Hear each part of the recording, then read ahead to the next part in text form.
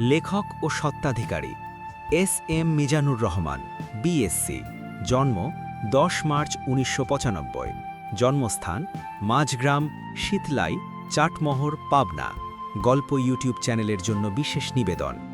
পাবনা জেলার চাটমোহর উপজেলার সমাজগ্রামে অবস্থিত ঐতিহাসিক সমাজশাহী মসজিদ এবং হজরত শাহ আশরাফ জিন্দানী রহমতুল্লাহ আলাইহের মাজারের অজানা ইতিহাস নিয়ে আমাদের আজকের এই পর্ব। কে তৈরি করেছিল এই প্রাচীন মসজিদ এবং কেন? জানতে সম্পূর্ণ ভিডিওটি দেখুন। ভিডিওর মূল বিষয়বস্তু। আজকের গল্প পর্বে আমরা আপনাদের নিয়ে গেছি 1543 সালের এক প্রাচীন যুগে।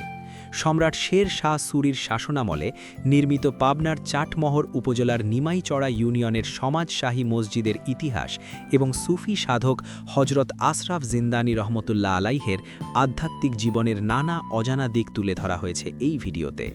প্রায় 500 বছর পুরনো এই মসজিদ এবং মাজারটি কিভাবে আজও পাবনার বুকে মাথা উঁচু করে দাঁড়িয়ে আছে তা জানতে ভিডিওটি শেষ পর্যন্ত দেখুন।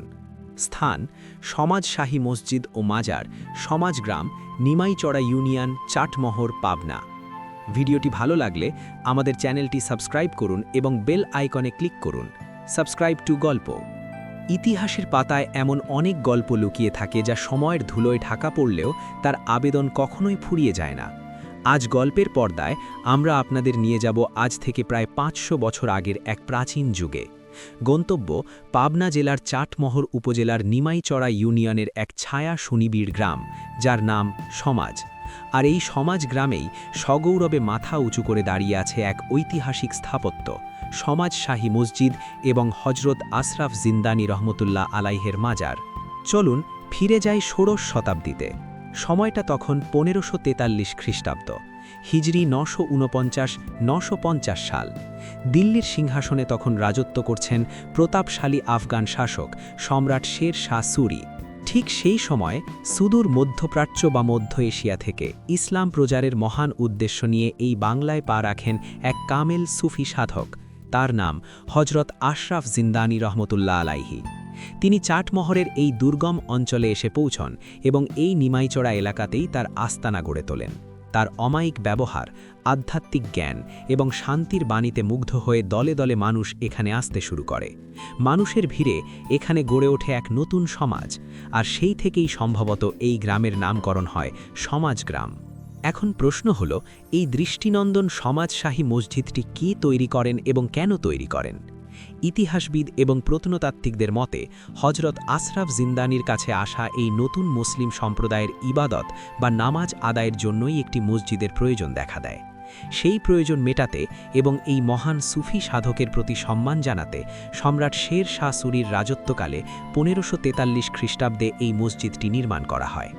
মসজিদ থেকে প্রাপ্ত একটি প্রাচীন শিলালিপি থেকে জানা যায়, সম্রাট শের শাহের কোনো এক স্থানীয় প্রাদেশিক শাসনকর্তা বা আমির, যার নাম ছিল আলী মুজতাবা, মতান্তরে মজলিস উল মজলিস, এই মসজিদটির ভিত্তিপ্রস্তর স্থাপন করেন।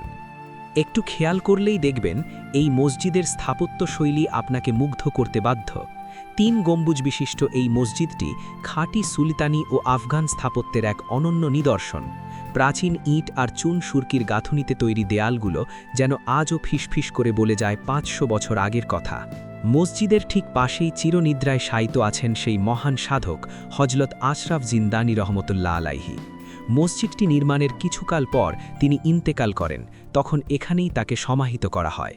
আজ এই মাজার এবং মসজিদটি কেবল মুসলমানদের জন্যই নয়, বরং ধর্ম বর্ণ নির্বিশেষে সকল মানুষের কাছে এক পবিত্র ও আধ্যাত্মিক স্থান। দূর দূরান্ত থেকে প্রতিদিন অসংখ্য মানুষ এখানে ছুটে আসেন আত্মার শান্তির খোঁজে।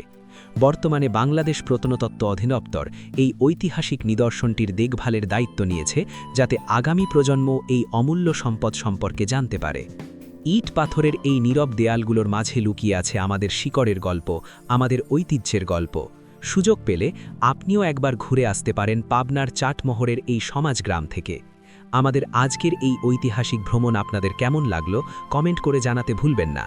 এমন আরও অজানা, রোমাঞ্চকর আর ঐতিহাসিক গল্প শুনতে সাবস্ক্রাইব করুন আমাদের চ্যানেল গল্প, লাইক দিন, শেয়ার করুন বন্ধুদের সাথে।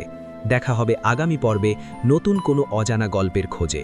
সে পর্যন্ত ভালো থাকুন, সুস্থ থাকুন। আল্লাহ হাফেজ।